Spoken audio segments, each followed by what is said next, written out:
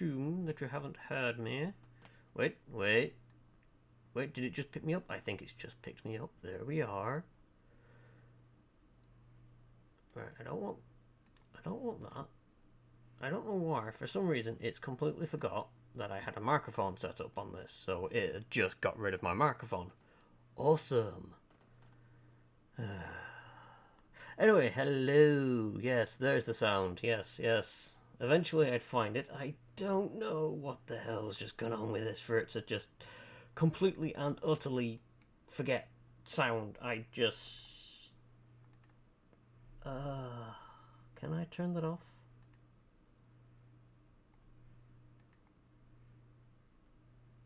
Why is that a thing?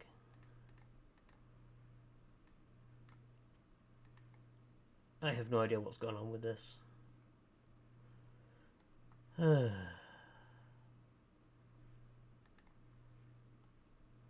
Thought I'd be... Yeah.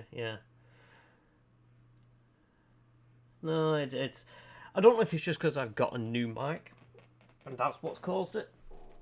So I'm actually on a actual microphone, not my headset. So, you know, things are different. So if I go a bit quiet, it's probably because I'm looking away from the microphone. I have to remember that it's actually set up. It's more set up for when I'm gaming, to be honest. So I'll be looking at the screen, talking more. But when I'm doing my art, I'm probably going to be looking down. And whereas the headset, yeah, the mic was kind of annoying, but at least it worked when it was in front of me. This one I have to remember, you're up there. Well, you're up here. And I'm down here. So, yeah. Anyway, it's stuff I'll get used to. I may... having a look at that. Let's just adjust the gain on there. Yeah, might do. It's a very good microphone. I've got it on like less than half gain here, so hopefully it's, you know, coming through okay. OBS says it is, so, you know, yeah, I'll go with what OBS says. But the advantage to it is I can, if I wanted to, not have to wear a headset. I can wear just simple earphones and plug them in, something like that. It's I can get myself a small set of headphones that I could probably wear and do daft things on stream, like wear helmets, hats, yada yada yada. But yeah, it's more just to not have the microphone sticking out in front of me and keep catching it on things like if I want to have a drink, it's no longer getting away. Greetings and salutations, Caron. Thank you for popping by. So yes. Anyway, we shall try and do some drawing. Very tired. Work was long, but I'm determined to try and get back into drawing. Decided to go with some actual drawings rather than going on such art, just as a bit of a change. You know, spice things up where I can. And also try and remember how to use this, because I haven't used it in an age. And we need to select the screen first. That does help. Right, so let me... give... what's that layer? I have no idea what that layer is. So let's just delete, because I don't need it. And I want a new layer, so this shall be color. I can't remember how you spell palette. That'll do. I know what I mean. Want you? Oh no. Want you at the bottom. So what I'll look to do is when I pick colors, I'll use that layer to save the color to, if you will. And that way, if I need to reference the colour or go back to it, I've got it there.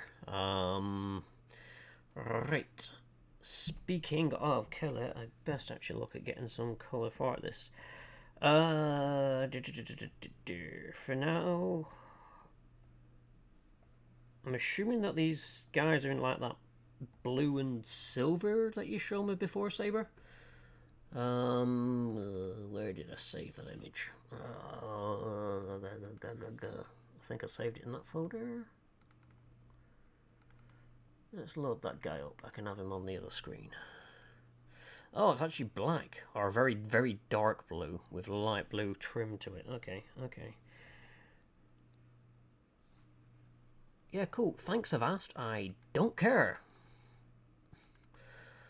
Oh, it's because you've opened it up in a... Oh. I don't want to use Microsoft Whatnot to view that. I just want it to load up as a picture. Why are you coming up with something silly? Are you one of these weird...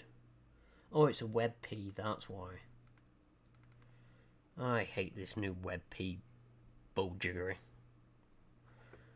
Just, you know, give us JPEGs, goddammit. Black and silver. Okay, black and silver, right. Okie dokie. What I'll do to start with is I'm going to do it in a darker blue, because I can always go over the colour afterwards. I just want to try and line in the base colours for them. So we shall select that one. Give me a bigger brush size. Yeah, that'll do. That colour, and then for this one we'll go for something slightly silvery. We'll go with that. Go for that colour. Right, so switch back to that, go to that, start a new layer. It shall be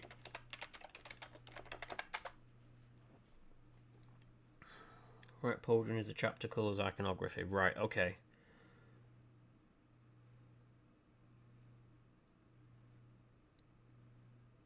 Because the image I got here, the guy's got a silver left pauldron. In fact, he's got a silver left arm as well. But I'm assuming that that's just a generic dude, not anything particular. Right, okay. So yeah, what I'll do is just get the base done. Once I'm happy with that, I can always change the colours easily enough. It's not a problem. If I can get away with not having to use or reduce the line art, that will assist in making it look better. So for now I'm going to use the line art more as a guide for where things are to go.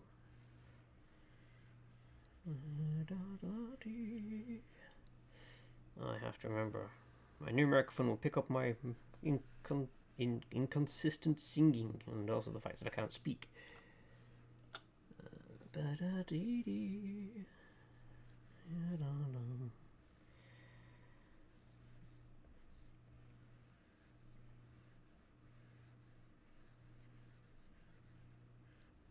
I'm also going to be careful when I get any alerts or anything like that, because I just realised my speakers are still on, so you'd probably hear it come through the speakers more than anything. Well, that's going to be a bummer.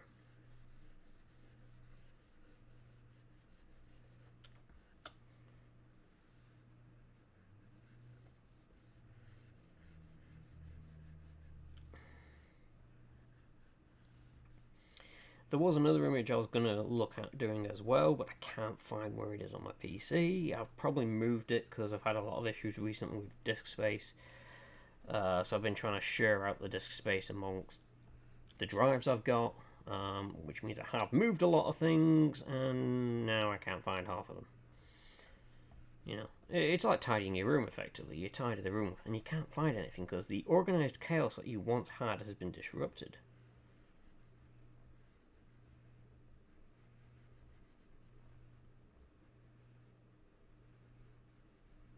Okay.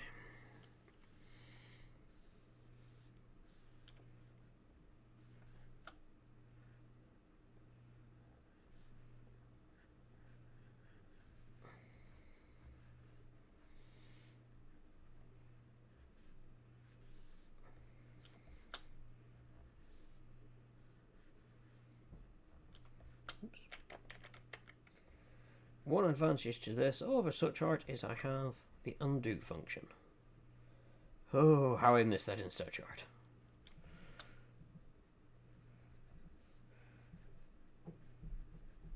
Yeah, well, the fact that this is slightly more precise, you know, by several degrees.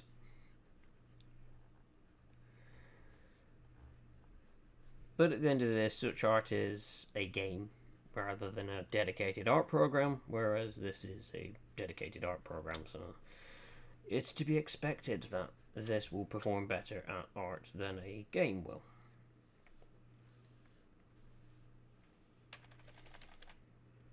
In fact, if such art did better than this at being an art program, I would probably be very disappointed. Oops, fudge cakes. Okay, I can do this now.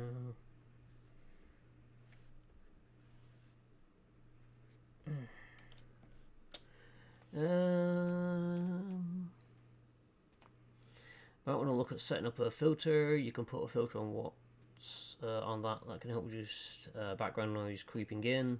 If you want, I could drop some messages on Discord regarding it. How I get away with eating on stream. Yeah, that'd be fine. That, yeah, because I said it's, you know, I've got to get used to having a actual microphone that will pick things up a lot more than, you know, the basic headset one that I was getting away with. I also get to do what you did. Now I'm weird. You know, because I can get you back from do that now. Yes, anyway, it's just you don't have me on camera doing it.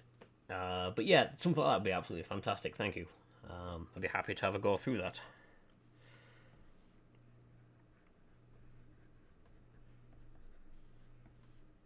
Because I'm sure as well the other issue could be my PC isn't exactly quiet, and I don't know whether that's coming across on the microphone or not. If there's like a humming noise in the background, that's the PC. There's a very rhythmic hum coming from it, and I think it's like one of the fans is slightly off center, so it sort of vibrates as it goes around. So I have a fan or one of my hard disks, one of the two, you know. Something's busted in there. I don't think hard disks are supposed to make that kind of noise, but mine does.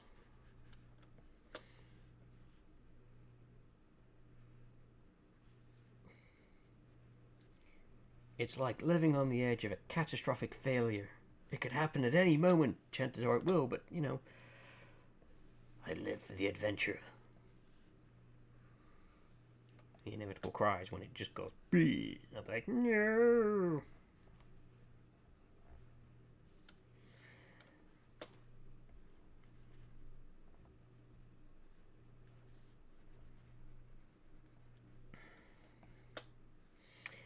Yeah, the other thing I was thinking of doing would be to do a few more pictures of Loyu. Want to try and get some more done and actually use Daz. I've been using Daz Studio to get 3D poses done, which is a brilliant piece of software. You can get it for free. I've just ended up buying things for it because I've really liked what I can get done with it. Oh wait, no, that's actually supposed to be there. And also, Catgirls aren't a standard, so I had to pay to get, you know, Catgirl. But I was sort of thinking of maybe setting that up. I mean, it depends on how directional the mic is. Suppose you could do stereo, lean to the left, start to hum without changing pitch, lean to your right. Okay, one sec. La.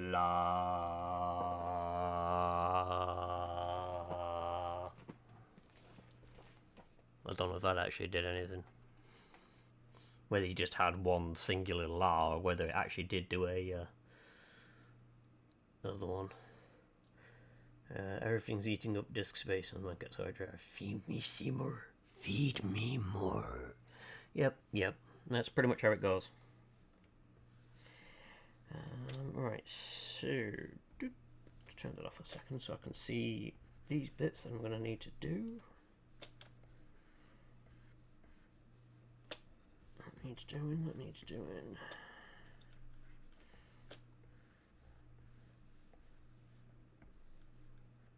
So what I plan to try and do is have the have it without the line art, and if nothing else, just use bits of line art to try and get an idea, almost a feeling of the original image.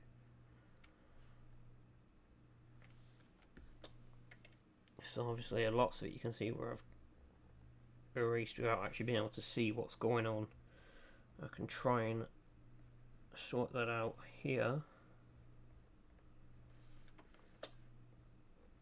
Oh, wait. Let's try turning the pen a bit more. Just as singular. Alright, yeah. So it's not directional then. It does not have the capability. I mean, it was only like 50 quid, and it's kind of expected. It's not high end.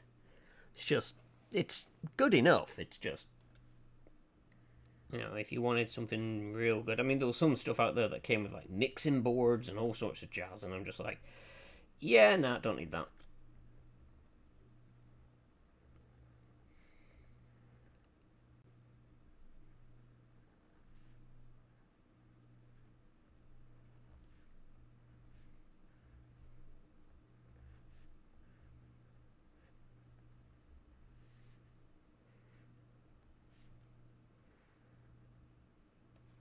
That was a bit too severe.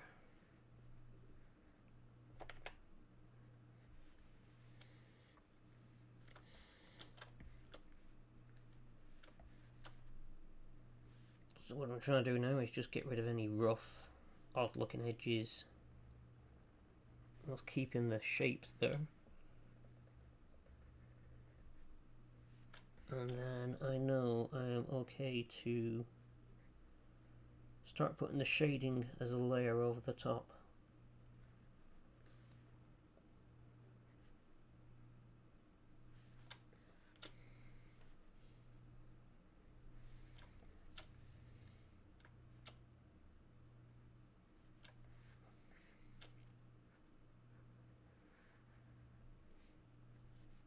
Nope, nope, don't want that.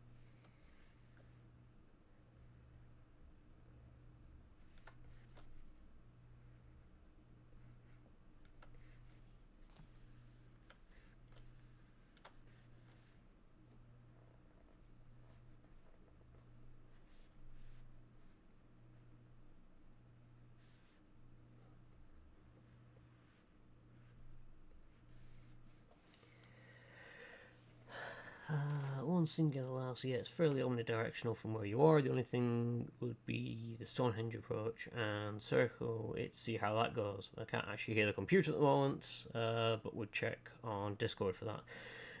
It's usually how I know you've entered a room.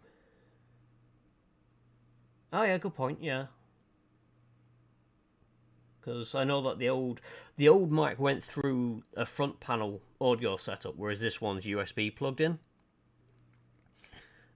So I have no idea about the difference as to how this sounds, but yeah, it's something I can jump on Discord and, you know, you'll be able to tell whether or not it's the same hum or whatnot, or whether it's, because it could have been the old mic that was kind of busted, but I mean, I could stand behind it and go, hello, I am now standing directly behind the microphone. It's got a hole on the back for stuff. Front. Back.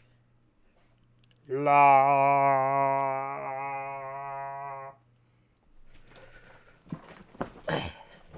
That la was me, you know, arcing over it. You're a lot quieter at the back. Oh, that's alright then, that's okay. So it's front towards enemy microphone. I'm assuming that it's like one standard body that they just use for everything, which would make sense. And then I've just got a microphone aiming at me.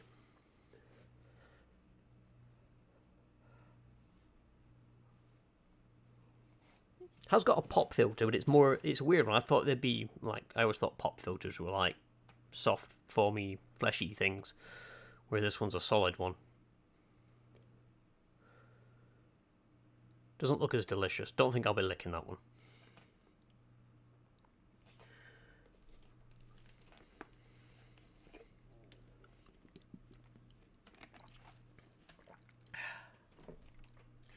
Right. So, woo. We are thinking here of having... If I have the light coming down from there... I've already got the silver picked. I want to have that colour. And... in fact, I'll try something quickly to see if this works. Give me a new layer, drop it onto that, and burn. Or is it multiply I want? One of these two. Shall find out. Oh yeah, that does kind of work. There's a nice simple way of doing that, because if I do that, that's burn. Darken, multiply. Oh yeah, multiply is what I want. Darken doesn't do anything. Lighten doesn't do anything.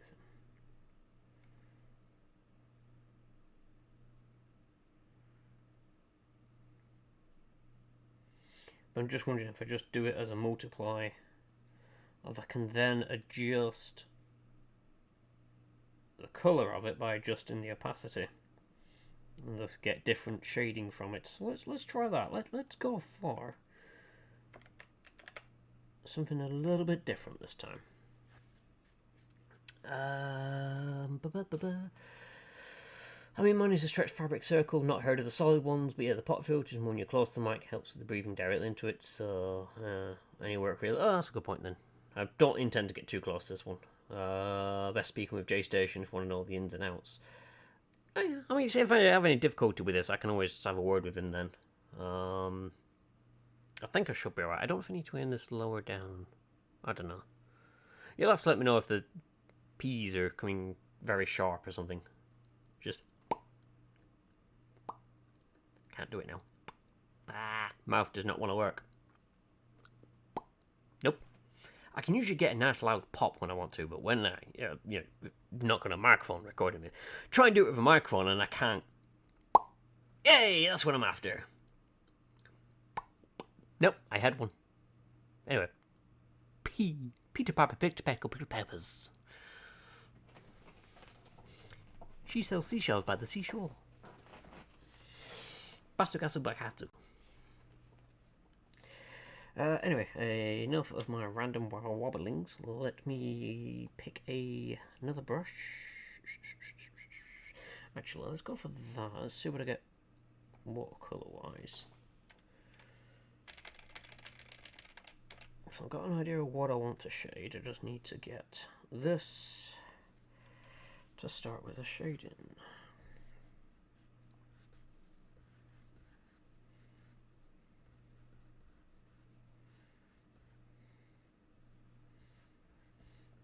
Anyway, there is. I haven't asked already. I hope everyone is doing okay for this wonderful Wednesday. I know you said you're feeling a bit better, Saber, after your upgrade, so you know it's always good. Always good.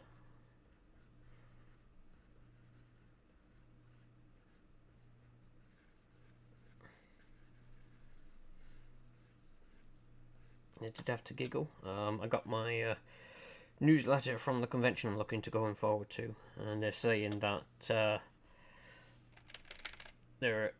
you have to be vaccinated before you go there, and if you don't have a medical exemption and don't want to be vaccinated, they have no issues. They'll just move your attendance to another year.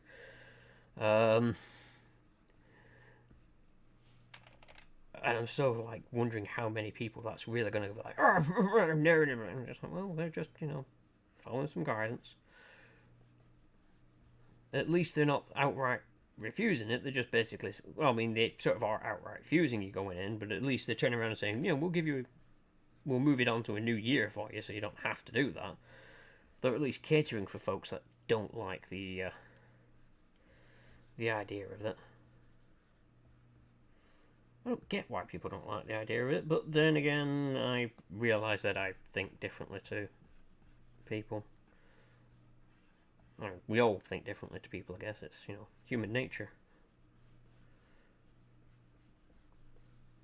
And much in the same way that I would expect them to show some form of understanding for people's decision to do things, I have to do the same back to them. If they don't want it done, I have to show fine. There is that little bit of understanding I have to show them as the common courtesy, providing, you know, they at least can do the same back to us. So, oh wait, shoot. Yep, no, it's got the pauldrony bit, so I don't want that. If I do that, however, it should be okay. So yes, I've got that coming up in March, so looking forward to that. We're okay for the circus in that one, Cairone, because I believe it's actually happening on my counselling weekend, because I had to move my counsellor session over. So we should be okay.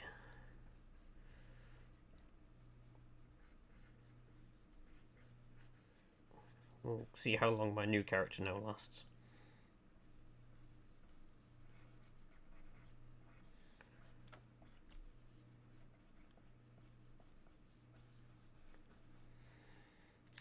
Right, so going off this theory, I'm going to stick with this colour and then try screen?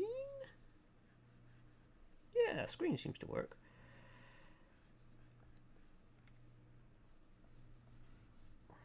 So I'm now just going to put in some highlights on here, just to try and bring it out. So my idea here is I'll do basic colouring, basic shading and such, and then I can then look at doing things like panel lining and putting the details in on top of that. But for now it's just add in a bit of depth and a bit of shade into it, and I can also then adjust the colours from that point as well.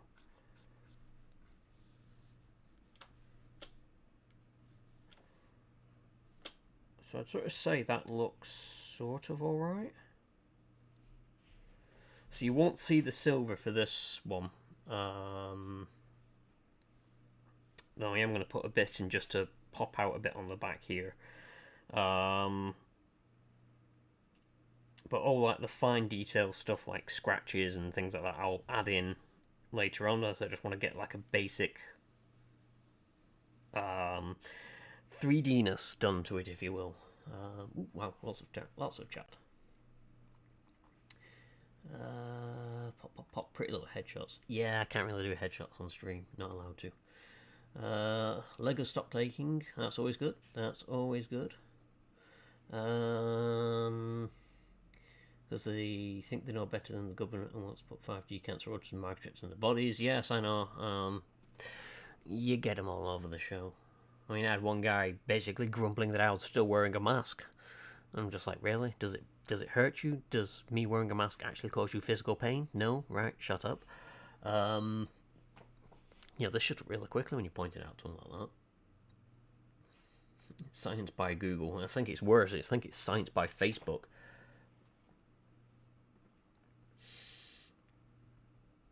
Though again, armor primary is supposed to be midnight black, with the left pauldron being gunmetal silver. Oh, so it is the left pauldron that should be silver. Okay. No, if it is. No, if it is. Because we just add the silver.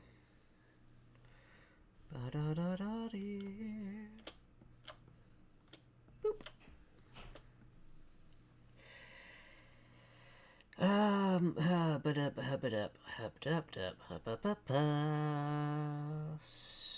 So let's.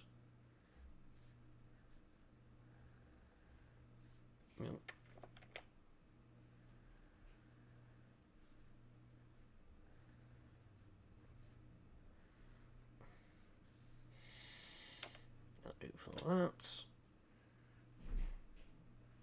Gonna do that as silver as well. Let's just clear up some of these other lines so I can actually work on this a bit better, and then we shall do the same as what we've just done. So let's drop the size down a bit so I can be a bit more precise.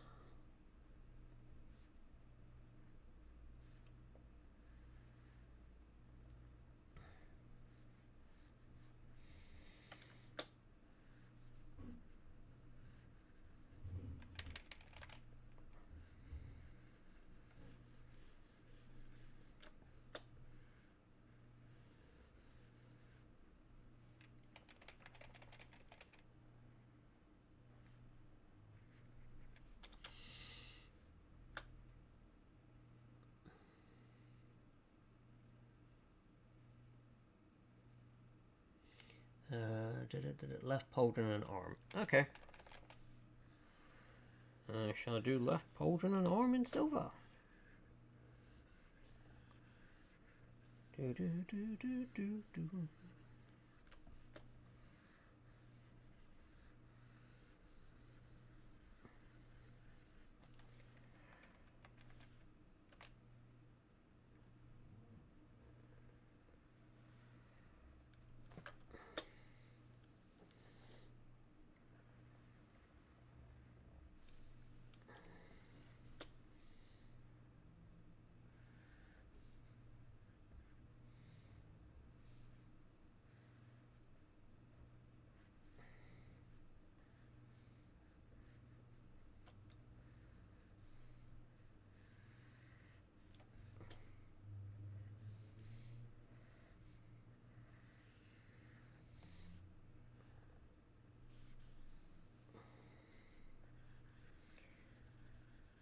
I'm probably going to do this bit here in a different colour to sort of bring out the undersuit question mark that they have.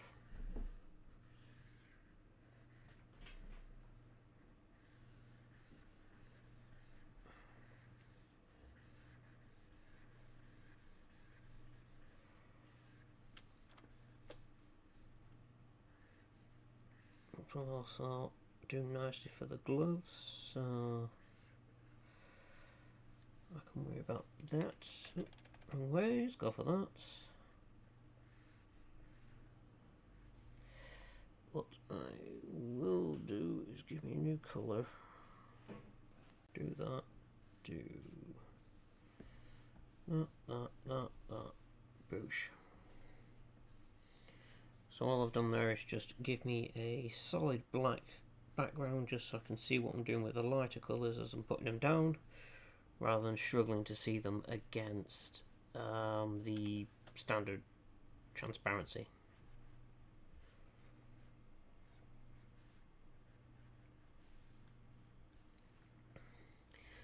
Then I'm going to go back to this, and as I'm now going to be doing this in a different colour, I'm just going to erase these parts so that there's no bleed, overlap or whatnot, because I don't need to worry about them, so they can be brought back from the edge.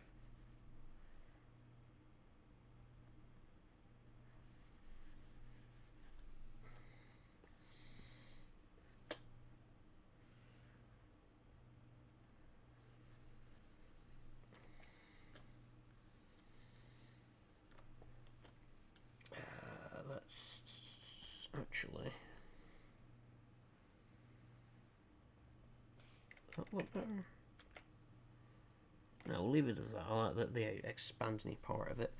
Right, so let's have a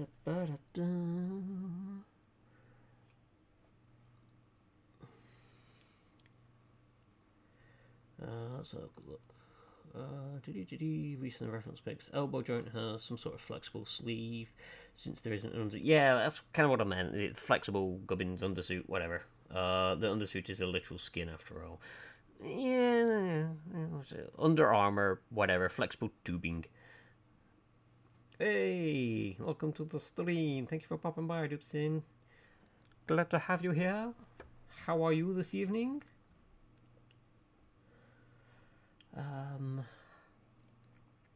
So yeah, I've got one of the reference images here. I'm just having another brief look at it to sort of figure out stuff. I'm actually seeing it looks like it's banded.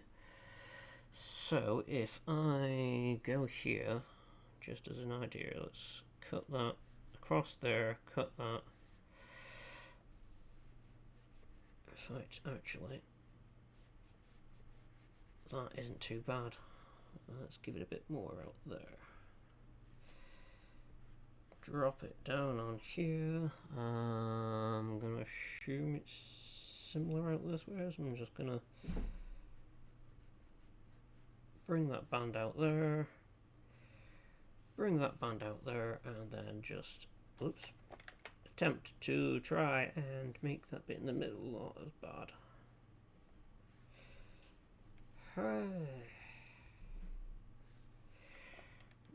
No, that's even worse. Actually, let's fix it the other way.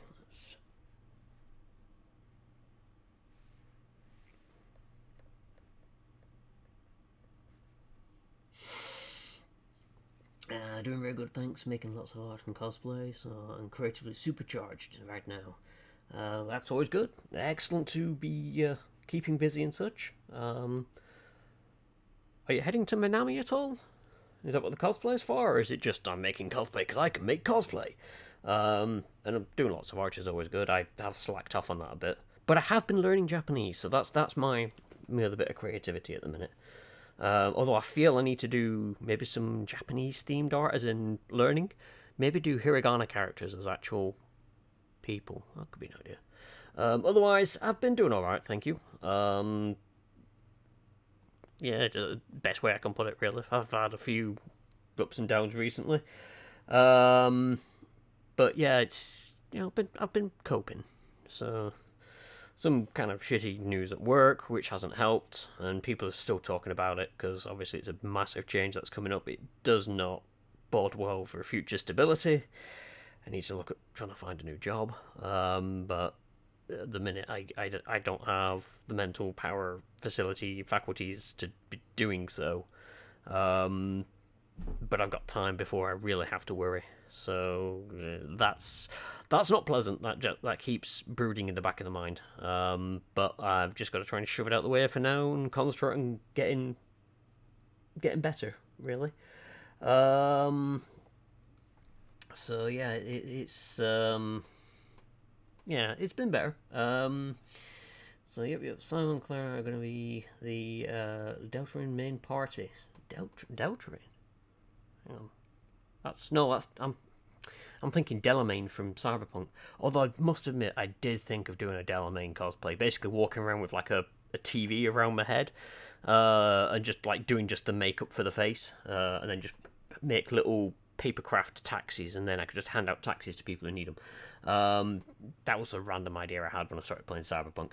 Most people would be like, "What?" But I don't really do cosplays to be popular. I do cosplays to be crazy. Got a really good shot of the arm joints. I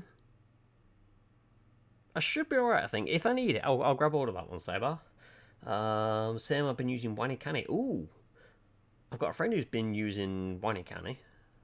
Be interesting to hear your thoughts on that one, because I'm using Duolingo, because it's one I can have on my phone, and I can spend it started as 5 minutes at work. Now I pretty much do about 20 minutes a day in work. But I like it because for me it helps because it's a lot of repetition, and that helps ingrain things a bit more for me.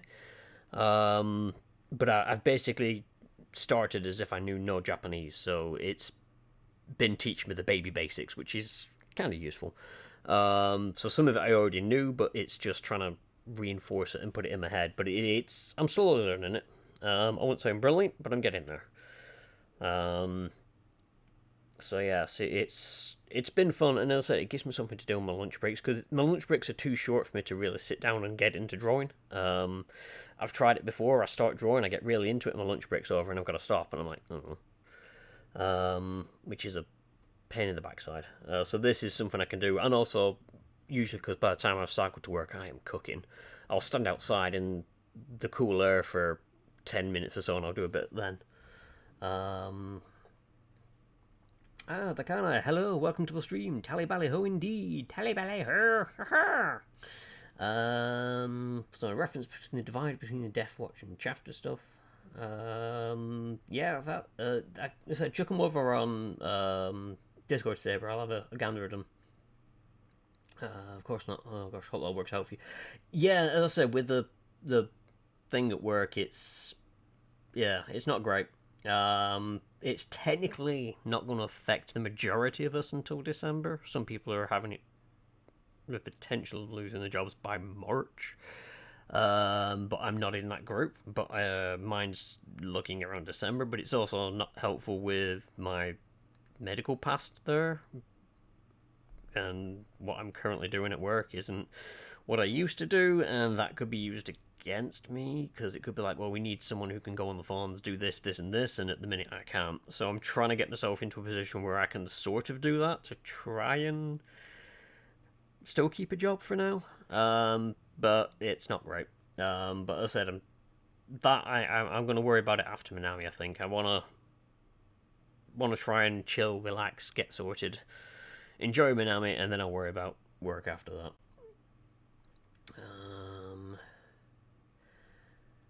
So the first bits for One Uncanny are free, so it really sort of gets you to do reviews and teaches you using lots of silly mnemonics. I know what you mean, I just can't say it. Mnemonics, yeah. Lots of strange and funny usually to go with the shape of the kanji kana, so it's the way it's pronounced and what it all means in one. That's cool. I mean, that's how I've been learning with Duolingo. Is I have been. It doesn't give you any fancy, funny shapes or anything, but that's how my brain's been doing it. I've been looking at the shapes and telling myself, oh, that one, if you tilt your head to the side and squint, it looks like M and A sort of go together, so that's Ma. That's how I remember that one. And it somewhat helps. I can recognize characters, maybe not all of them at first, and I might not be able to read the word straight away, but I do look at it and I recognize that, and that, voice them out, and I'm like, wait a minute, so I know what it's trying to tell me, so it's got to be that, and that, so I know what it's actually trying to say is konbanwa, or something like that, and that's how I'm currently breaking it down. But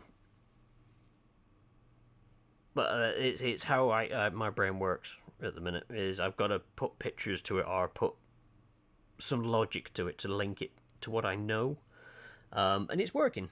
It's just Duolingo doesn't do that. You kind of have to do it yourself. But again, it's not bad. It's free. You just have to put up with adverts in between each lesson. One of the ones that made me laugh a lot recent was the vocab pronunciation of below. It was, what's that under your foot? Oh no, it's the worst thing possible. And then kind of fishita.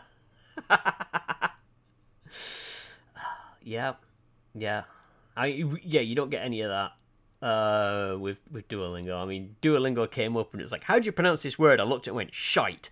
And I was like, wait, no, you're asking how I pronounce it in Japanese. Oh, right, gotcha. Not how I would pronounce it, just showing me the word shite on screen. It's like, yeah, it's not supposed to be pronounced shite. Yeah, she did. I was glad I wasn't drinking when I read that. Yep. And so that's what you need when you're learning, is something to give you a memory to go by. I mean, when you're first learning as a kid, you don't need that. But I found as an adult, I do. I need something to link it to. Something I can laugh along with and have a memory associated with it. And then I'll be like, I know what that is because I remember this funny story about it. Yeah, it's one of the things I found with Duolingo is it doesn't do that. So you have to remember to do it yourself. But otherwise, yeah, it's been good, as I say, because it's something I can do at work. It reminds me of what I'm doing.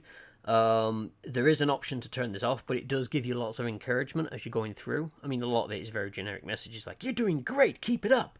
But it's... And I know why they've done it in a way. The positive encouragement is great for some people. They need to be told, you're doing great, you're doing fantastic. And they've got a selection of characters that will read the voices to you, and they all have their own little personalities. There's one who's this purple haired character they've got, and she's very monotone in the way she speaks.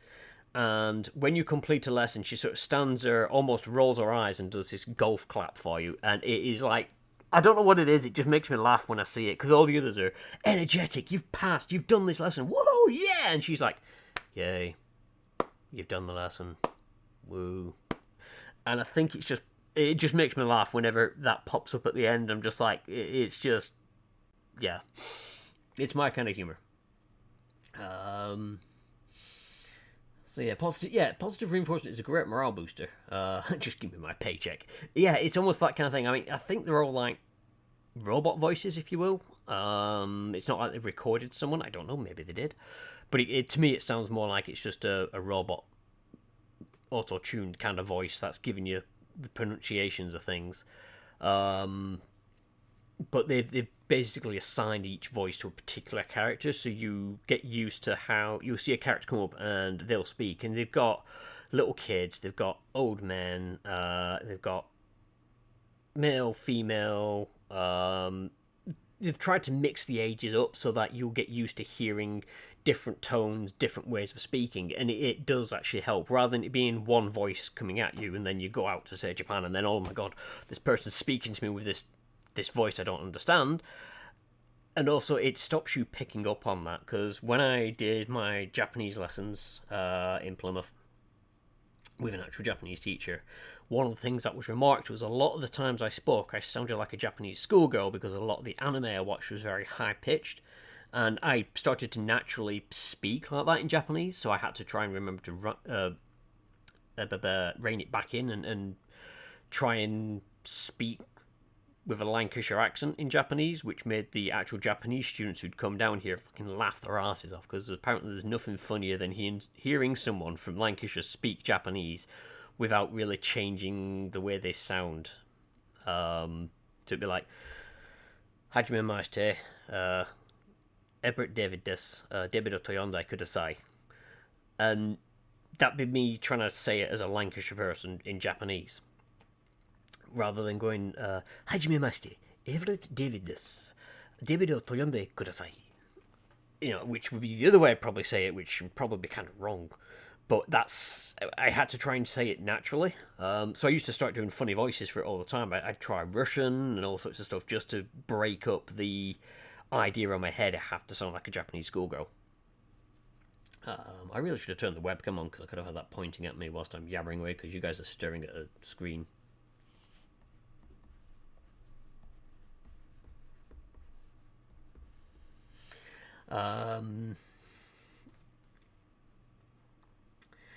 It also helps to hear how it should sound from the gender age, because not all people like anime high school. Exactly, yes. Now all I need is to really learn different dialects. Because like everywhere, you go to Japan, they've got different ways of saying things just because it's different dialects. That's a whole other ball like, really. Is it the best way of putting that one? I'm like, I'm going to have to learn how to do that, but I'll worry about that one when I actually go out to Japan. Because if I know I'm going somewhere where they speak a different dialect, I'll do my best to actually learn more about that one before I go. Otherwise, it's just, I get used to. You might meet someone from, I suppose, is it Kansai that has a very distinct dialect? I think it is. And just worry about trying to learn Japanese first, then worry about how people sound after that.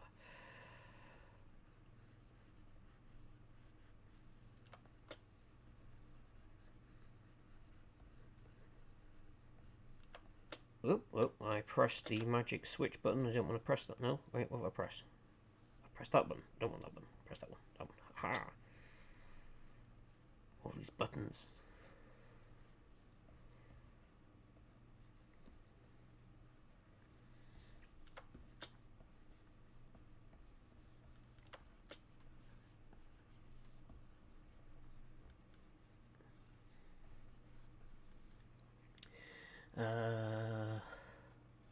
Heaven forbid a Devon accent. Yeah, what's on me lovers? Ohaya gozaimasu. Oh, that would be awesome. Can't say yes. The Osaka dialect, yes. You speak with Mark Likes Music much? I haven't had a chance to speak to him a lot, which is a shame, because I know it'd be the perfect person to speak to. Unfortunately, he's on when I'm in work, so it's a bit of a pain in the ass. Kind of really regret not being able to bump into him before I ended up going back to work, because that would have been brilliant. Managed to catch up a bit with his cooking stream that he did the other day, and I'm like, he made it look so easy. But then again, this is coming from someone who really can't cook. But yeah, it's one of the things where I need to try and get out there and practice more. I did make the mistake of mentioning to my old Japanese teacher, I should say, that I was learning on Duolingo. So she was like, "Ooh, we'll have to go for a dog walk at some point, and I can test you." I'm like, yeah, sure. As long as you're asking me very, very baby questions, I'm fine." Have I landed myself in there? I think I need to make this darker. Let's go for making that darker. Does it go? Yeah, it does.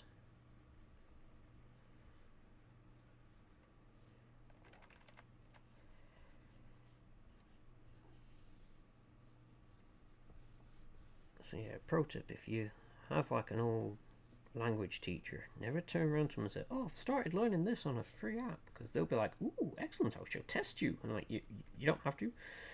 I refer to you as my Japanese teacher because that's how I met you and how I know you. But you don't teach Japanese anymore.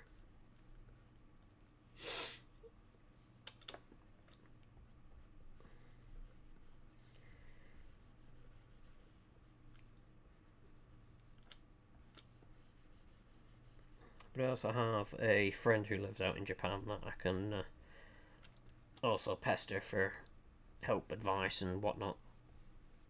And if nothing else, he can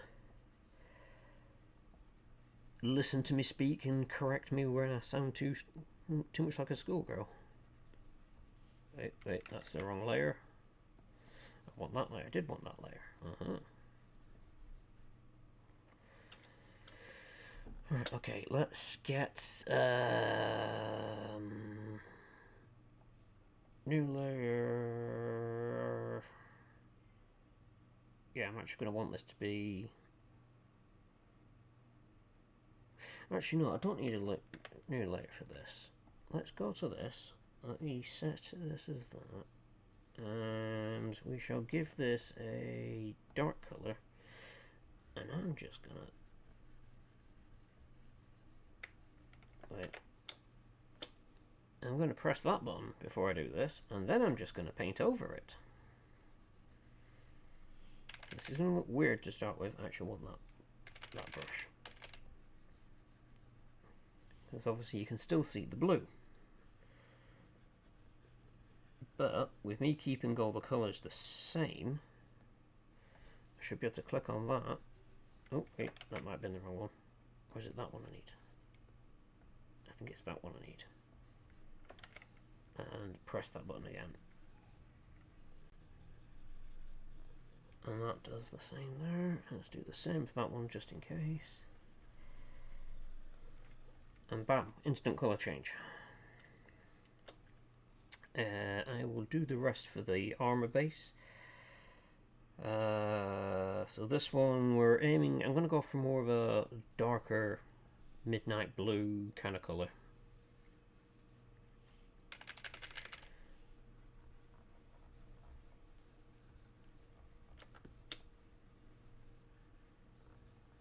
And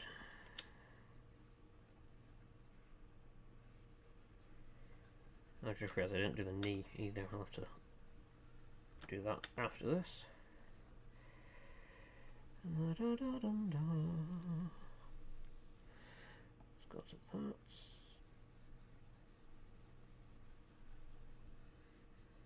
So yeah, the advantage to this multiplier layer business is that it is a lot easier to change the shading in the colour. Because it's all the same colour that is being used, and then the system is just making it darker or lighter or whatever it needs to do. I just make sure I've picked the colour and then I just go over what I've already done. Providing I've ticked the button there for it. Oh wait, no, I went too far there. I don't know if I might actually leave that one as...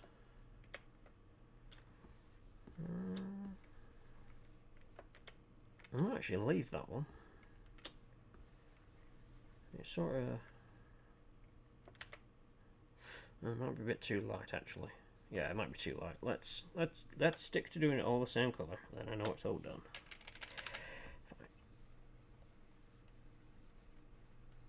Fine. Oh, I just realised what I did there. I don't want to go over the arm because I've already coloured that in a different colour. I don't want to affect that.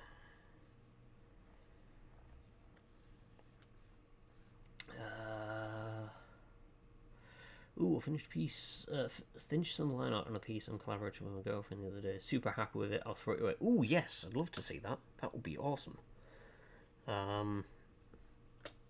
Be interesting to see what you've done, especially with your current artistic flow going rather well. It'd always be fun to see that. Is that the silver? Yeah, that's all the silver. So for this, I didn't save what that colour was, because that would have been smart. But I can do this and click that. Go to this. And then I want to do...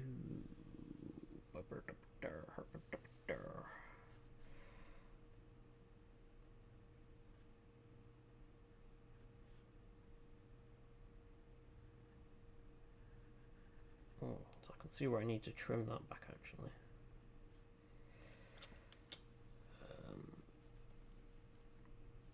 Actually, if I bring that up, I know I need to do that.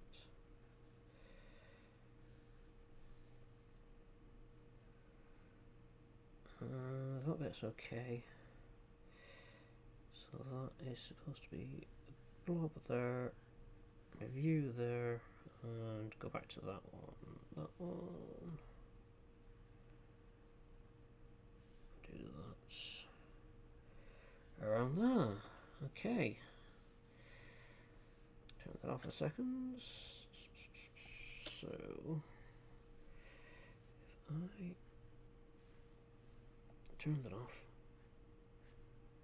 I can then do that to drop that beneath that armor plate. I can turn that on, flip that back to there.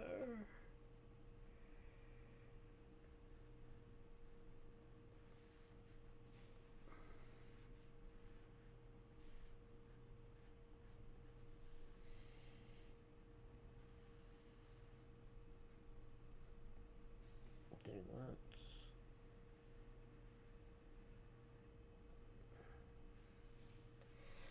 that. Turn that back on a second.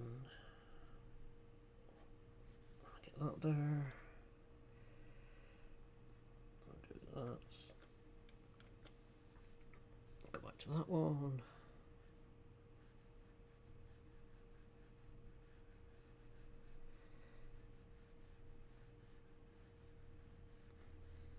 I'd love to say I'm doing all this and like saying what I'm doing just because I'm on stream, but no, I do this when I'm drawing on my own. I'll sit there and tell myself what I'm doing.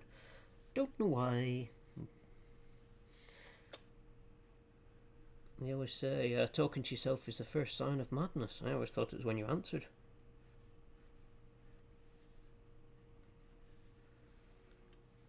Also having a discussion with someone at work. Apparently, I was saying to him, there's nothing worse than having an argument with yourself. Well, technically there is, and it's having an argument with yourself and losing.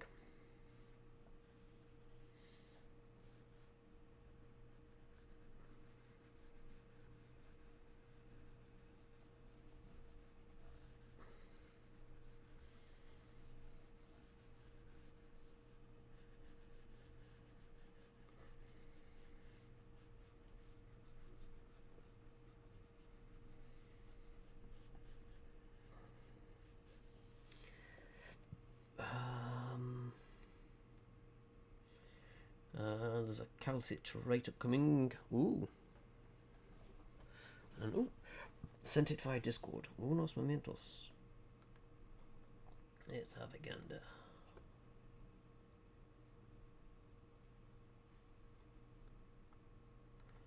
Oh, that's awesome. That is awesome. I love it.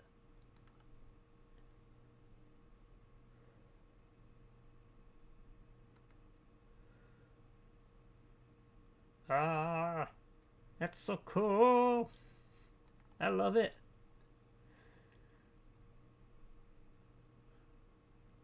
Yeah, I need to get back to being able to draw like that again. But that's awesome. That's some good work there.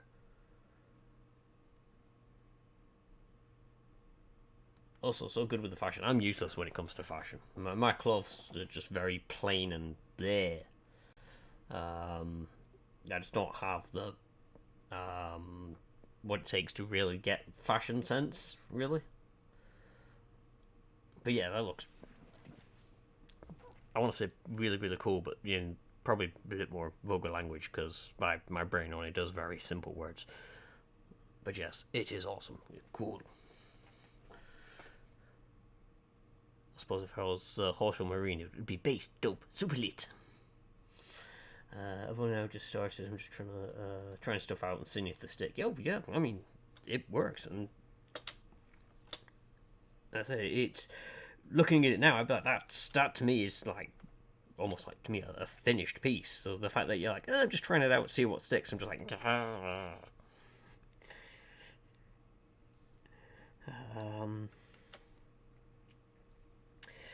right. Okay, let's take off the black layer for a minute so I can see. Come on, work. See what I'm doing. So I need to ideally want to drop the colour of that down. So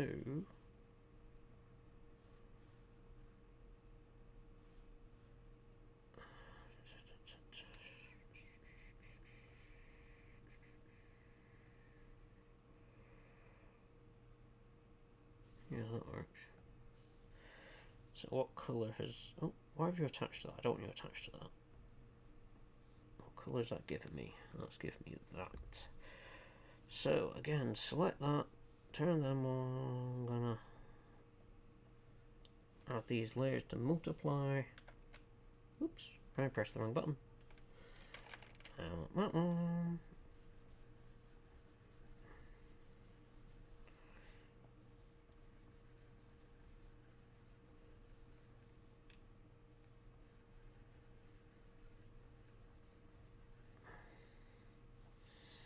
Now it's looking better. Right. Also looking at lots of streetwear pics. Yeah, there is that. I really probably should do stuff like that.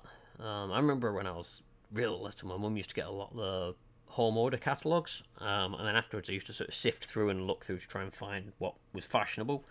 But it never really stuck. I suppose it's something I really should have a look at, see if anyone has stuff like that. I'll just sift through and whatnot. But there's still an element of being able to mix and match between the streetwear and whatnot, and say, yeah, that works with this.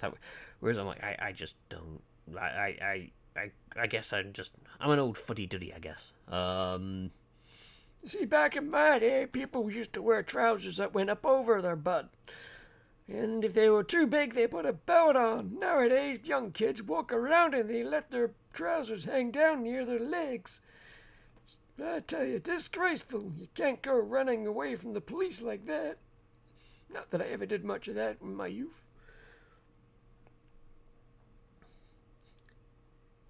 We wore an onion on our belts. An onion? I couldn't afford an onion. We had to make do with paper mache, and tell you, it was just the only good belts we had in the house were the ones that my father used to hit me with. Yes, the old days. What some people still cry for, and I'm like, no, trust me, it was shit. Oops. I don't know where I've still got that one. Let's get rid of that layer. Boop. I wanted that.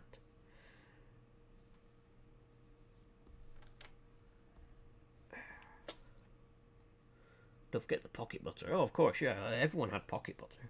You couldn't go, 5 foot down the street without realising you needed your pocket butter.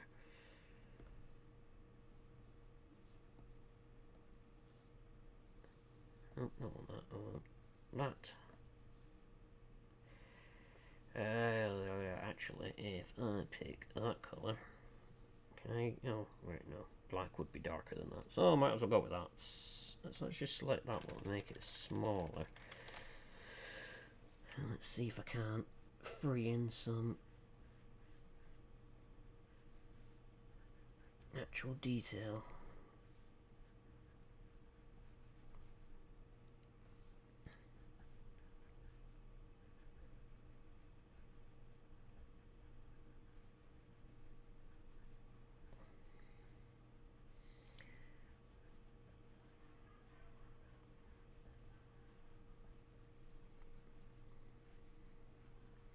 That's just saying at work, when I used to work in the arrears department, I had someone ring up on a Saturday. They weren't in arrears, but we were the only section that opened on a Saturday, so he rang through to us to make his payment. And what should have been like a brief 5-minute phone call at most turned into like a 20-odd minute one because he lived in the town just opposite where I used to, the town next to where I grew up. And I saw it and I was like, oh yeah, I see you from Oslo Twistle. I said, used to grow up in Accrington. Oops, went too hard with that one. And yeah, we spent ages just discussing the old days and how the town's fallen down and everything. And it really has. I genuinely could not see myself going back up north. Not for any length of time. I know it's like a cliche thing to think, oh yeah, the old days were better, but the town was alive.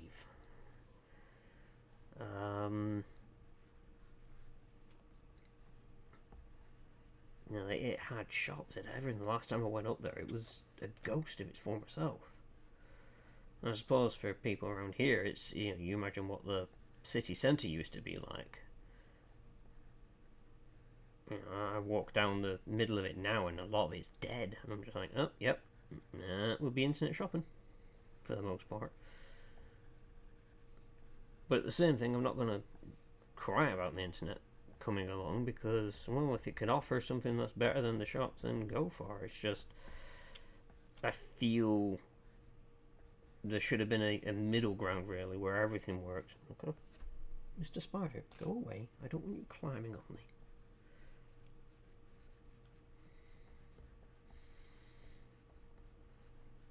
Oh, that's the other thing we got into discussing. Anybody else remember Blockbuster Video?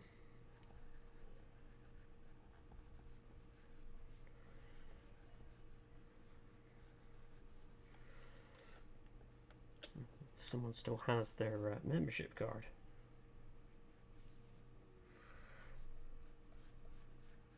I'm like, why do you keep it? He's like, well, might as well.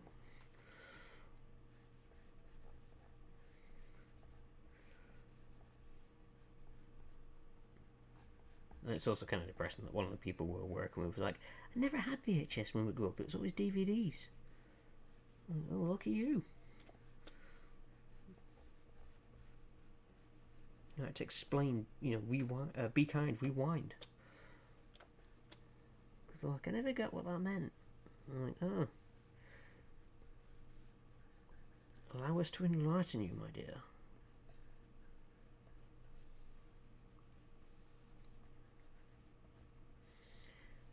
That's when you feel old when people like that.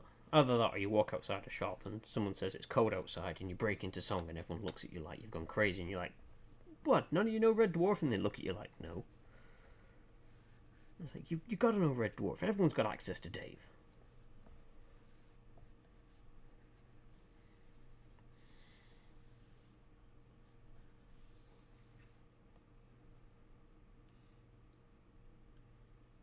I remember the business of busting blocks that rented the media consumables. Yep.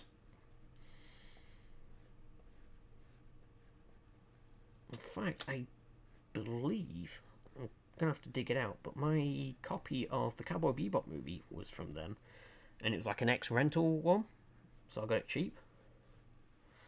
Because that's what they used to do, was, after a while, they'd sell them. And I'm like, okay.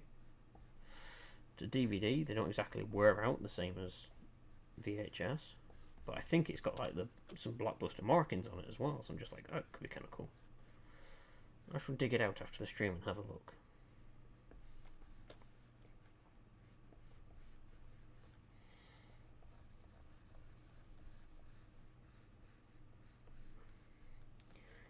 Yeah, I used to love going up to them and seeing what they had in. Although we didn't do much in the way of renting, though. Or at least my family didn't. But we had I suppose we're kind of lucky. We had a couple of relatives who used to get a lot of VHS, and we used to just watch them. Well, my introduction to Star Trek was via the VHS that my aunt used to get. I remember many a morning before going to school, we'd watch the latest next gen the tape that they had, if they'd had one. That was always exciting then. I'm going off to Grandma's.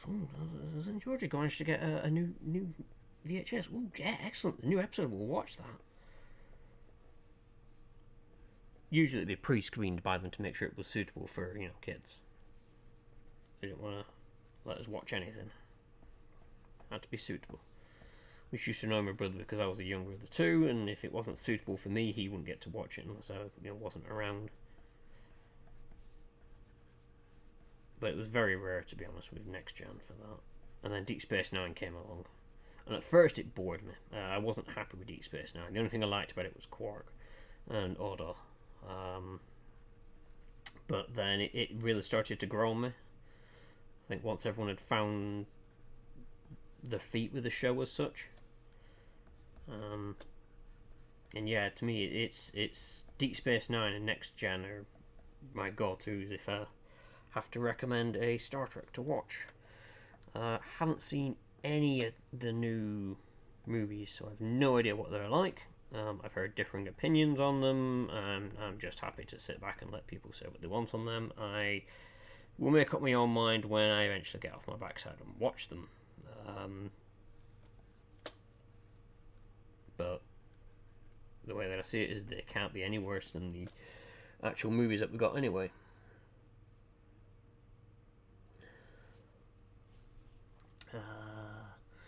He went 3 million years into deep space and somehow got yourself a traffic cone after your old night bender. How the smegin' hell did you even get a traffic cone?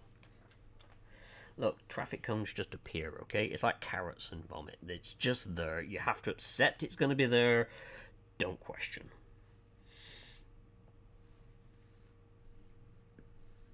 It's foolish to question how, why, or where it came from. It's just going to be there. Accept it.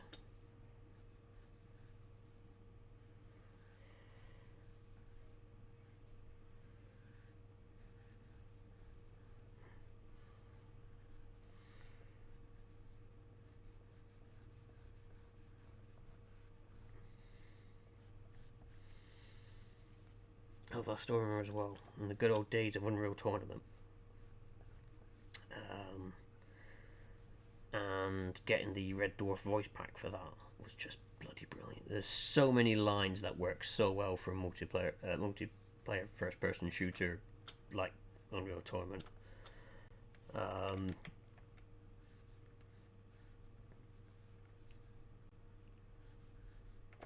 More games. It's one of those things that games back then seemed to be really, really easy to mod. And nowadays, I don't know, maybe it's just because I haven't spent too long looking into it, but I always feel they're a bit... There's more of a challenge to modding now.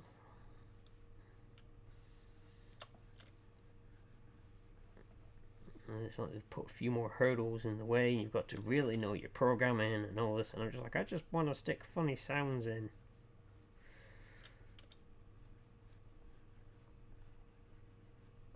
But again, that could just be down to, again, not really looking too hard into it, because I've looked into a couple and gone, no, I can't do that, and then assumed everything's going to be like that.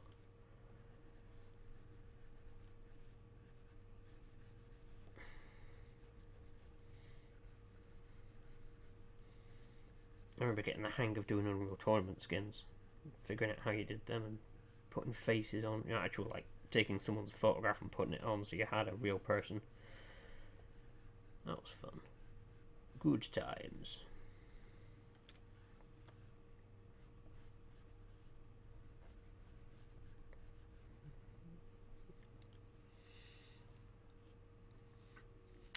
think it depends on the game in a certain degree. Not really tried to mod a game.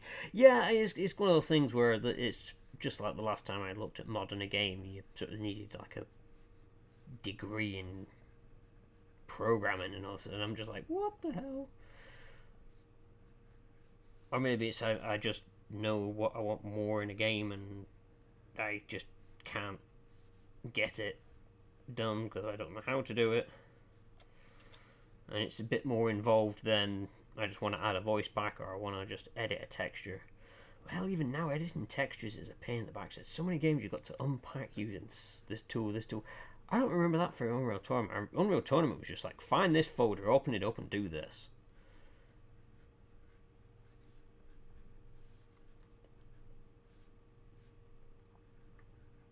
You know.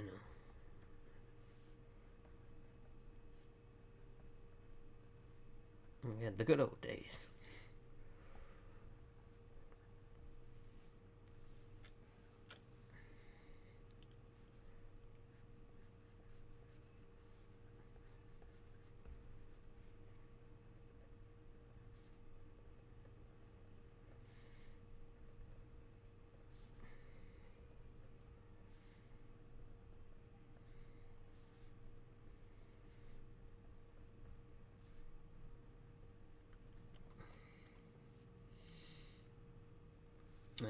Thing about UT's the size of it. Oh yeah, there is that.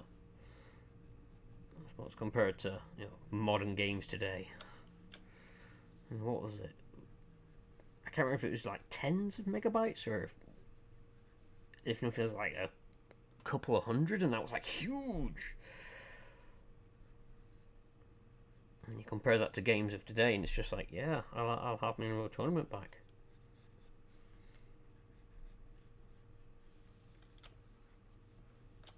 And I don't think there's ever been a game that's quite captured the element of Unreal Tournament, to be honest.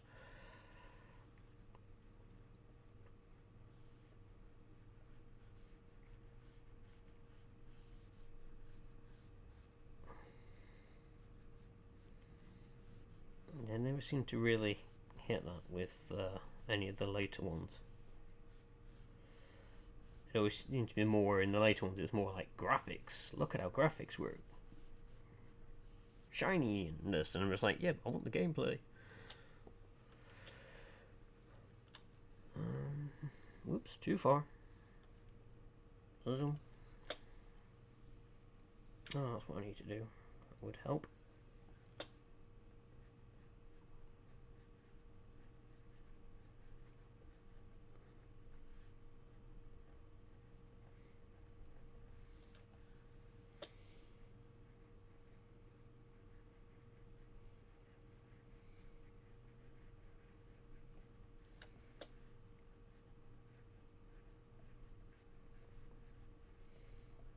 You can really see that, but I like the idea of knowing that it's done.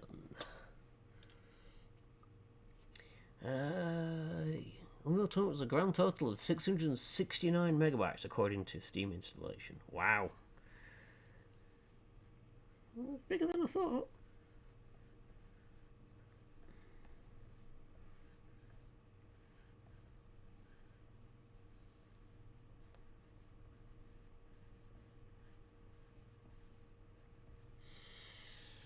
And what was it called? There was was it the Towers map? I can't remember, but it was basically the Unreal Tournament map that we used to do a lot, where it was the 3 or 4 towers that were in space, and basically you just jumped around. To me, it felt like a construction site on the top of these towers that you were jumping around on. Facing Worlds? Wasn't Facing Worlds the capture the map? Capture the map. Ding! Capture the flag map. Morpheus. Yes, I think it was Morpheus. Because I'm sure we used to joke about it as well being in relation to the Matrix as well. I'm sure we used to do that. But yeah, that map was... I liked it. It was a good mix of like standard gravity and the moon gravity. And you could get some really cool rocket hits. I remember being really chuffed if I managed to do a nice moon jump and fire a rocket and hit someone with it. But yeah, I like that map. And I think it was 3 towers in the original, and I think they did it again and they added a 4th tower. I just remember thinking it's not quite the same. It didn't have the same feel to it. I don't know if it was because I expected more from it or not, but I also remember as well, we downloaded a map, or it was on a PC gamer disc. I can't remember where we got it from actually, but it was the Escherland, which was like inside the Escher paintings, and that was mind bending. It was awesome, but mind bending at the same time. Also, the other thing was the performance with compression. You have to run calculations to decompress. CPUs now decompress as part of the loading screen, and rapid enough you don't care. Whereas back in the day, it wasn't much an option to do. It wasn't an option to do much decompression. True, there is that with it as well. There is that. Obviously, tech's got better and all sorts of stuff, and I suppose consumer expectations has changed, so they've got to reflect that in the game choices. I generally don't see Unreal Tournament doing as well with today's youth as it did with us, I guess. But they've now got so much choice to go with, whereas we didn't. Because what was it? It was Unreal Tournament and Quake 2? No, Quake 3. Quake 3 Arena. It was them two that were like the big ones. Unreal Tournament is dead. Long live Fortnite. Nah.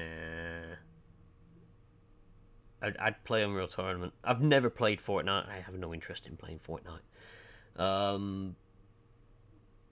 I have no idea if it's a good or a bad game. It just doesn't appeal to me.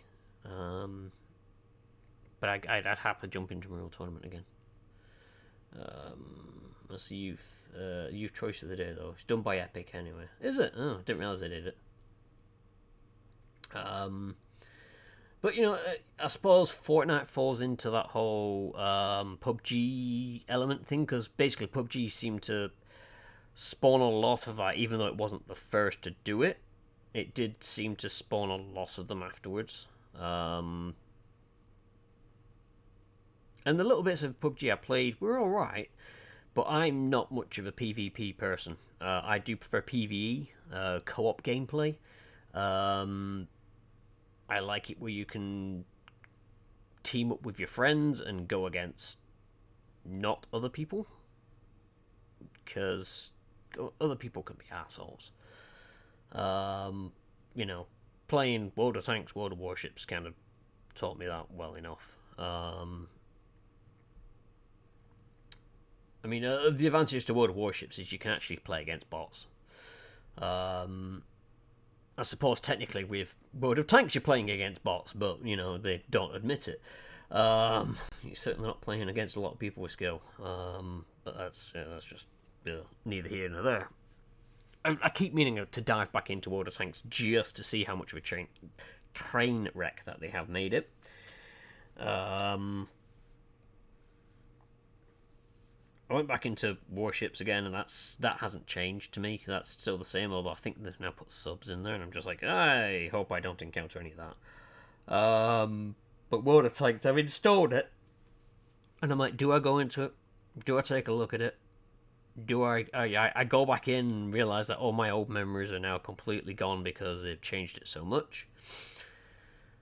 Because the moment they started bringing out double-barreled tanks, I was just like, you do realise that Red Alert was not a historical documentary. The Mammoth tank never existed. And it was just bonkers. And I was just like, that to me was just like, yeah, they've now gone away from historical gameplay to La La Land. And I was just like, yeah, I can't be bothered with this anymore. I enjoyed. They did have one good idea, and then they stopped it because the player base didn't like it. And I'm like, no, do you mean the people who want to do esports didn't like it? but they had it so that you had historical matches where you would take a group of tanks versus other tanks of the same era, but in similar setups. So you'd have like a couple of Tiger tanks, a couple of Panzers, and maybe like a Jagdpanzer versus a whole bunch of Shermans. And there was one I remember. You had a choice between Wolverines or Hellcats, and everyone went for the Hellcat because the Hellcat in the game, when you fully upgraded it, was awesome. Except it never carried that gun in real life in service. It had a 75mm gun, not the 90mm that you could get. And a lot of people got in there and were like, this isn't my Hellcat. And it's like, yeah, it's because it's the Hellcat that would have existed, whereas the Wolverine actually had the better handling between the two. Wheeled vehicles, yeah, I don't like the idea of wheeled vehicles either. It's not really tanks, in my opinion, but at least the wheeled vehicles exist. Even if, to be honest, I remember being in one of the German tanks, I think the Waffle Tiger, Waffenträger, the tier 7, 8 one, the very low slung one. But anyway, I was in that. Real powerful gun on it. Shot one of these wheeled vehicles. It went through one wheel, out the other wheel, and the thing just kept on moving. And I'm like, I'm sorry, but that shot, to go through those wheels, would have to go through the crew compartment. That would have blown a chunk out of that vehicle. But no, it was just ding, I've damaged its wheels, off it carried on. I'm like, nope.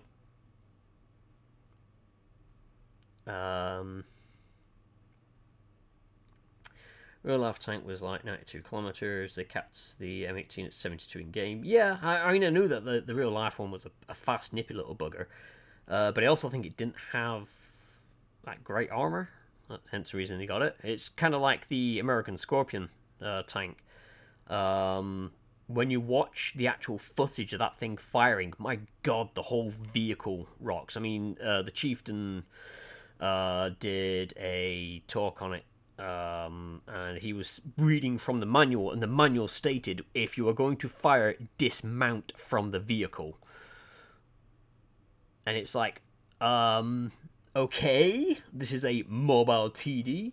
In fact, I'm actually tempted just to boot the game up and just have a look, just in the garage, and see what's what, and show you some of the crap that's gone on. Let me do that in the background. So whilst I'm doing this, I'm gonna have to have a look. So I'm gonna turn the speakers off because I don't know what sound it's gonna play, and I really don't want to be blowing anything out in terms of speakerage. See, I'm not going to be playing World of Tanks. I'm just going to have a look in the garage, and then we can sort of laugh at what they've put in. Because I did go in after I installed it just to have a look, and I got gifted something from them for 9 years of service, and I'm like, for the past 3 or 4 I haven't played, but go on. But it did allow me to pick a unique skin for one of several tanks, and I'm like, I've only got one of those tanks. Well, actually, no, I had 2 of them, but one of them I didn't mind the way it looked, so I picked this unique skin for the T-30 American Tank Destroyer, which also was the T-29, if I remember rightly, or the T-34. Basically, it was all the same family of heavy tank, and it just, World of Tanks have gone, well, that's a tank destroyer, that's a heavy tank, because they've got to fill the tech tree out. I'll get to show you the latest and greatest in the what the fuckery. I've just remembered. It was the main reason I loaded up. And it's because I was like, what in the heaven have they done? And it's not a Russian tank line, this one. It's an American one. And I think they call it the Woe tank. Hang on. It's having issues trying to do stuff. Maybe because I've still got this monitor plugged in. Let me. Yeah. I'm just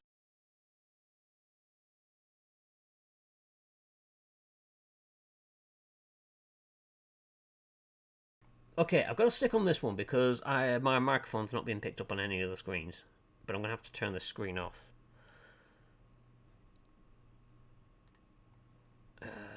Because World of Tanks does not want to load up on my main screen. Let me see if I can just add it to tech difficulty.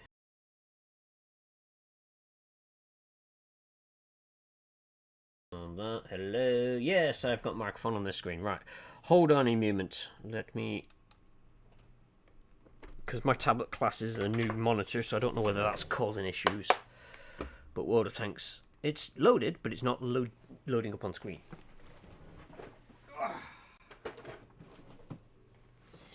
Do do do do do do do do do do do. Remember the training that your clan did with Crew Romania that resulted in everyone ramming the TOG 2?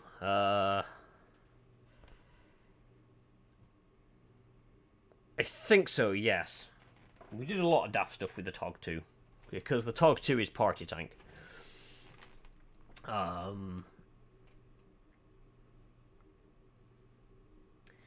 Right. Whilst I'm on the screen, I'm just going to tell it to find game capture. Add source. New source. Find... It's not finding it.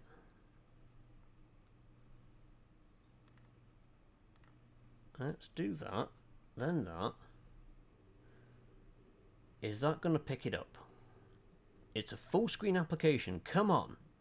Alright, yeah, it's found it. It's just, it's got really awkward sizing. 1 second. Fit to screen. Right, okay, here we go. Let's have a look. Right. So yeah, this is where I left off. This is my Churchill gun tank, an actual vehicle that existed, just not with this gun. Yes, cool. I don't give a damn about that. Right. So, first of all, I need a tech tree, because I don't have any of these vehicles, funnily enough. Russia. Yes, come on. Oh, wait, yeah, it's tier 10 there. Where are they?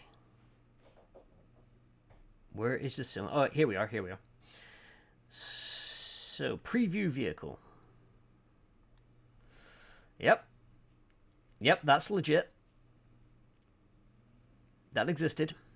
Absolute. Yep. Maybe not the IS-2. What about the IS-3? Yep.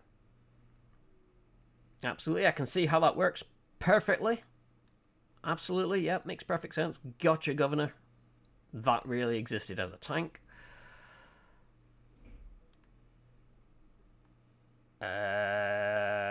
And then the ST2.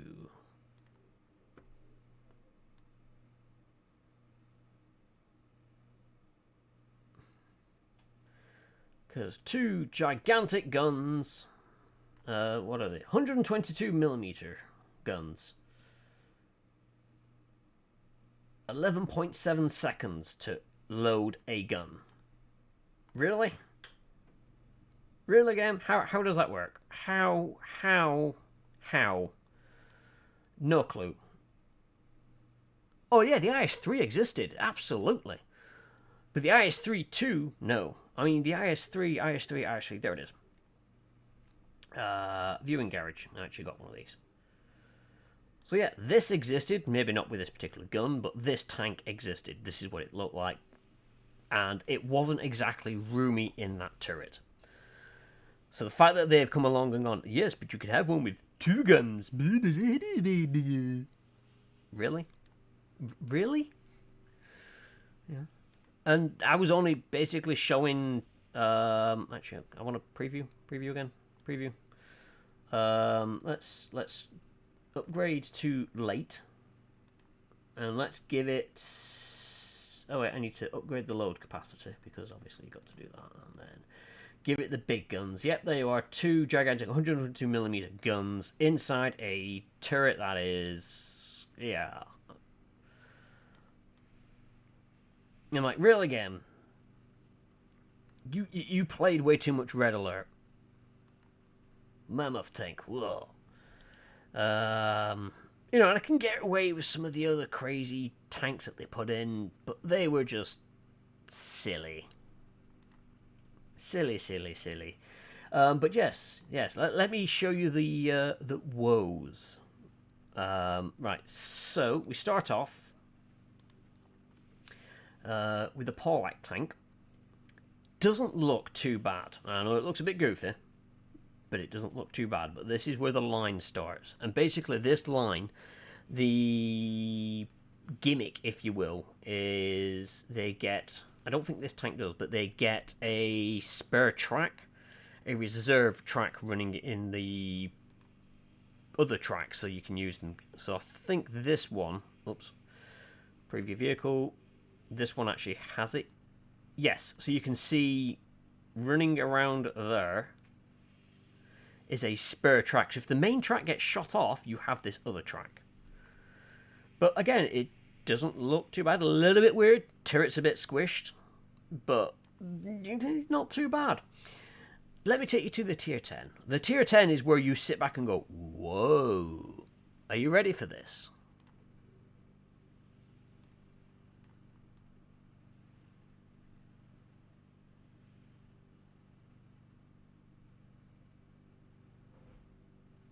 Let us know when you've finished laughing. But yeah.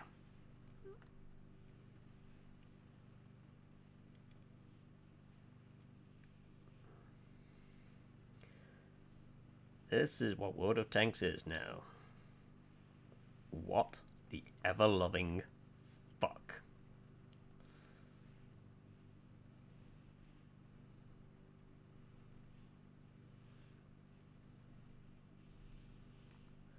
Just... What? What? I've designed tanks in Sprocket, which is the tank designer game thingamajiggy. Drive me closer so I can hit them with my sword. It's probably going to be more effective. I really don't get where they... Oh, I don't get what they were smoking.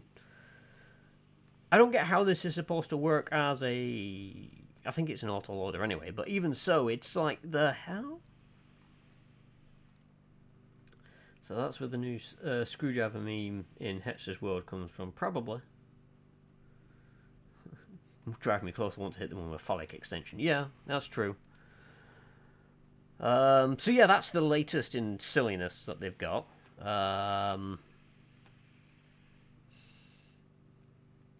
But, you know, a lot of the other stuff wasn't too bad. I mean, you had stuff like this, the Sheridan, which was a real vehicle. And in this, it's... I guess. It's not quite the same as the real one, but it's close enough to it. But at least it existed. Technically, these two are the same vehicle, the T-28 and the T-95. But they split it up because it's easier to do that. I'm actually have enough to buy the T110E3. Woo!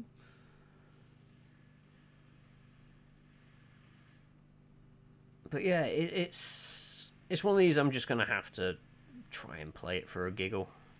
But yeah, this Scorpion was the one where it had the...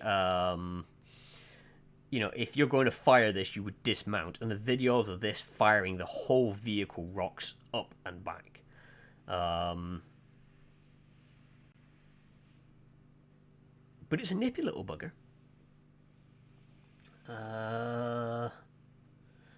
It's got a face on the front just with the barrel. True, yep. Evening, evening.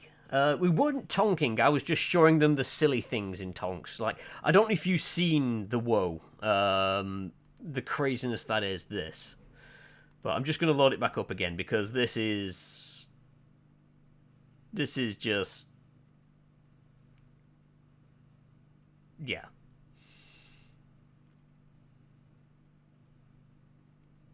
This is what tonks is. Ladies and gentlemen, World of Tanks. World of made-up tanks. But there was that, and the other thing I was showing them, obviously, with the good old two-barreled tanks. Because, yes, these were a thing that happened. We all remember in our history lessons about learning about the dreaded evil of the mammoth tanks rolling across the battlefield. What is the answer? Yes. What? Just what? What? Let's have a look at some of the other nations and see if they've got any of the daft stuff in here. Because didn't they... Yeah, they still got the Gala 15. They never brought back the auto-loading monster that they used to have, which was... It was one of these things where people are like, oh, it's so broken, you can't do anything with it. It's like, no, you just let it fire off and then you jump on it when it's empty. And people just couldn't do that for love and bloody money. But yeah, otherwise, not too bad. They haven't got anything drastically weird. I mean, they haven't got a lot. You know, most of these are all made up. This was the one I was talking about earlier, where I shot through a wheeled vehicle with this gun, and it just went through the vehicle all the way through, out the other side, and the vehicle carried on. I'm like, no, you should be dead. Also, is it me if they made that taller? I know they changed Bert. They made Bert taller. Speaking of, let me load up. Let me load up the British. Bert. Oh, wait, don't want to do that. Go back to FE304. I want to viewing garage. So yeah, they've made Bert bigger. The gun's still the same, but Bert is a lot bigger. And slower. Bert used to be a menace. Technically an artillery piece, but the amount of times I'd just run around with this as some kind of assault, bloody tank destroyer, herpaderp in the face was brilliant. Not that great anymore. Alas.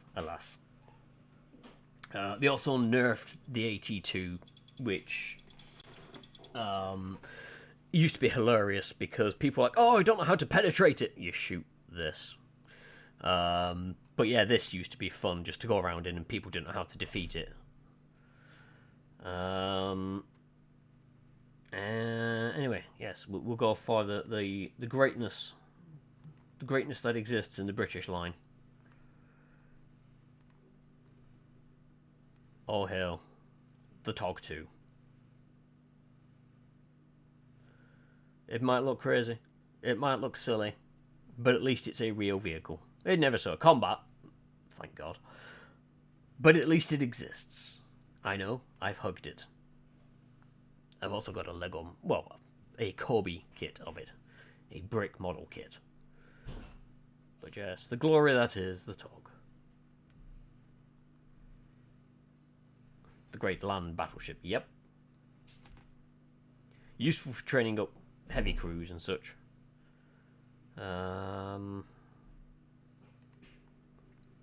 I managed to grab this before it went. They got rid of it and turned it into a freebie premium. Not that great a vehicle, but it's nice to have. And then they replaced it with a Super Conqueror, which should be the Chieftain. They should have put the Chieftain in the game. But we got this. And it's just like, I still don't think they've put the Chieftain in. Nope. The Caernarvon AX, I don't remember that one.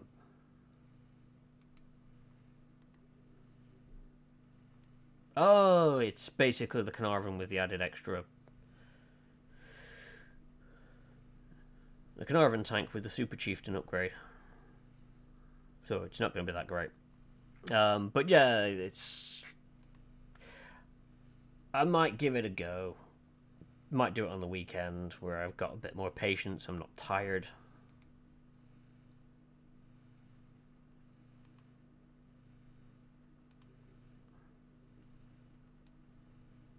I think they nerfed this since I last played. Because they did like a high explosive nerf because people complained about getting derped in the face. And again, it's one of these things where instead of telling players, well, don't play like idiots, effectively, they just went, okay, we'll nerf the vehicle if it's too strong. It's like, no, you're making it so that the advantage that this thing had was completely wiped out, and it's got like a 20-second fucking reload. You fire and miss with this thing, which is really easy to do because that gun is not accurate. But you fire and miss, and then they have 20 seconds to rip you a new one. And instead, they were like, oh yeah, it's a bit too overpowered. I'm just going to fucking bent.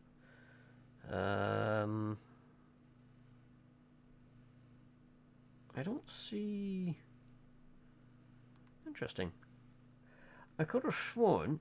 get me back to garage. Garage, thank you. Let's just do that, go to that, and get rid of that. Do I still have... Oh yeah, I do have it. It's just not showing. And yeah, there you go, Saber. You'll appreciate that.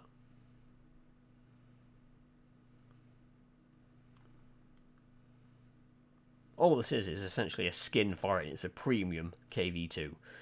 But it is kind of hilarious to rock around in. Katyusha's on a stepping stool, yep. But yeah, I played a lot of this. I enjoyed my time with it. And it's just, I just haven't really wanted to go back into it since they put double barrel tanks in, because I felt it was going to just ruin the game, and, you know, it hasn't got any better since what I remember.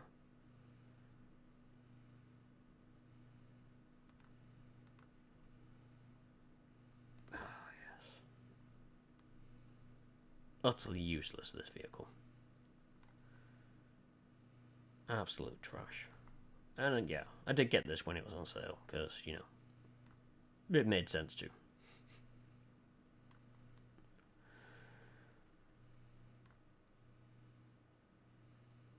It's also a reference to a dummied out Warhammer 40k, like, first edition tank. I wouldn't be surprised, yeah. There was, I think there was a, was it the B2 that they also had a version of?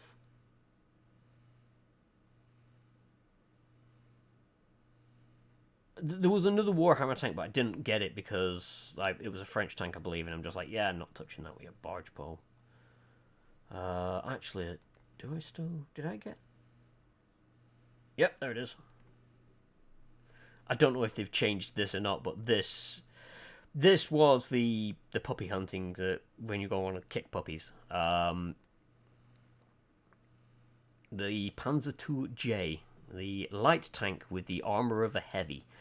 And at the time, it's probably changed now, but at the time there was pretty much little to nothing that would go through the armor on this thing. But to balance it, its gun is shite. Its gun could barely penetrate most things. And there was went on a mission. And another guy had a Panzer II-J, and we came up against each other. We shot at each other, and then we realised we weren't doing anything to each other. This was with, you know, the premium rounds, or gold rounds, if you want to call it that. And we just basically almost like agreed to just ignore each other, and we just rolled away. Because the only thing we could do was blow the tracks off each other. But yeah, it was stupidly rare to come across one of these. And it wasn't like they couldn't be killed. They could. But a lot of the time, if I was in a battle, the rest of the team would get wiped and I'd be left in this. And then all the enemy had to do was basically tie me up somewhere so that I couldn't do anything. Like blow my tracks off and then cap the base. The speed on this was atrocious. But I've noticed, looking over this, survivability. Oh, yeah. I think they may have changed that. I'm sure it used to be more, but yeah, 80mm of hull armor at the front. It's like some heavy tanks don't have that. But yeah, that was one of those where if I wanted to be really, really awful, I'd just roll out in that because I could. It was either that or where are you? If I wanted to go crazy, the BTSV. This was fast, had the turning circle of a dead whale, and a gun that was but its sloped armor was just redonkulous.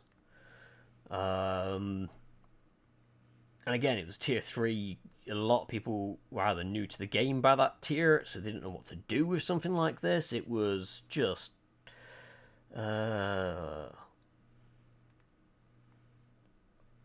whilst I'm thinking, another one that most people don't come across that I have, the Mutant. Fun for its novelty value. I remember the first time I came across one of these, luckily it was on our team, but I'd never seen one. And then this came out. Side armor is atrocious, but if you get someone shooting at you from the front, they ain't going to pen you. Not, well, at least not easy back then. And I remember I used to love basically going up to people and hugging them, because then they couldn't shoot the weak pot on top of the turret. They were essentially looking up. So they're looking up on an already sloping plate, a very thick front turret. They couldn't do much against that. But yeah, the Mutant was... It was a fun little one to play, but it was by no means good. And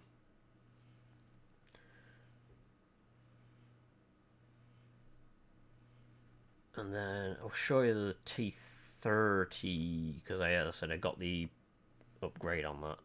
Not upgrade, visual upgrade. So yeah, this was the skin I opted for because I wanted to get something from them.